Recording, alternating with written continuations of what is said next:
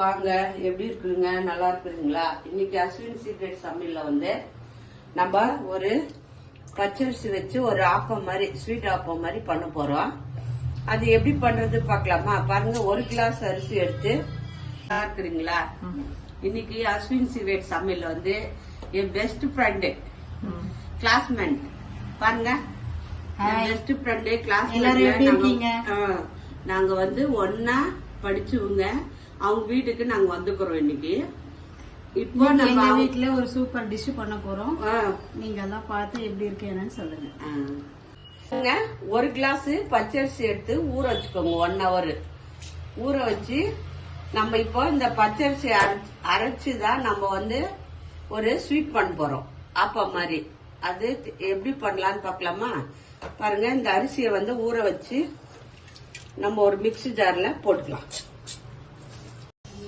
பாருங்க, அரிசியை ஊற வச்சு நம்ம மிக்ஸி ஜார்ல போட்டுக்கணும்.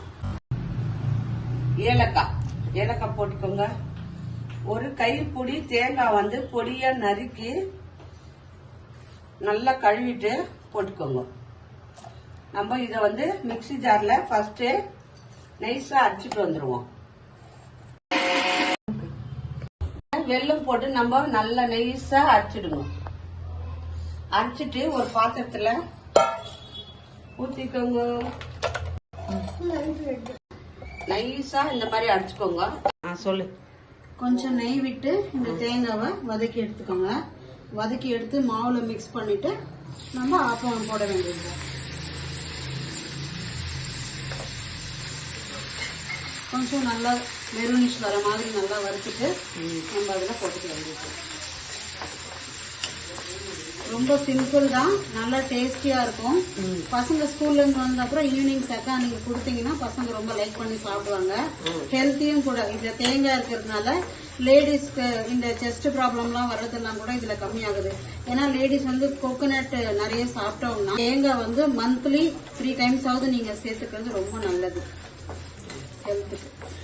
நல்லா மிக்ஸ் பண்ணிட்டோம். பாருங்க, ஒரு நான்ஸ்டிக் கடாய் இருந்தா வச்சுக்கோங்க. அப்படி இல்லைன்னா நான்ஸ்டிக் தவாலே சுட்டுக்கலாம், ரொம்ப நல்லா வரும். பாருங்க, நல்லா சூடான பிறகு அழகா எடுத்து அவ்வளவுதான். ஏன்னா குண்டுல இருந்தா குண்டா வரும், அதனால இப்படி கூட ஊற்றலாம், ஒன்றும் பிரச்சனை இல்லை. அப்படியே ஊற்றி விட்டுடுங்க, மூடி போட்டுடலாம். இப்போ அப்பத்தை ஊற்றிட்டு லைட்டா எண்ணெய் ஊற்றிக்கோங்க.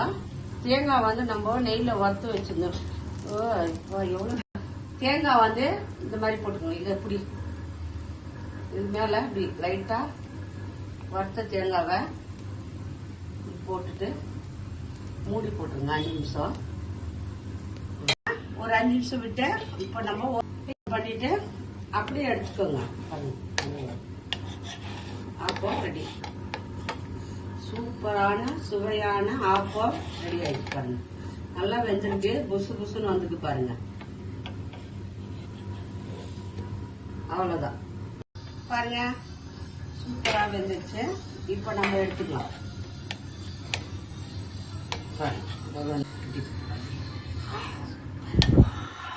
பாருங்க, நல்லா வந்திருக்கு. இந்த மாதிரி நல்லா செஞ்சுட்டு குழந்தைங்களுக்கு கொடுங்க, ரொம்ப விரும்பி சாப்பிடுவாங்க. அழகா வச்சிருக்கலாம். ஃப்ரெண்டு பண்ண அப்பா எப்படி இருக்குன்னு டேஸ்ட் பண்ணி பார்க்கலாம்.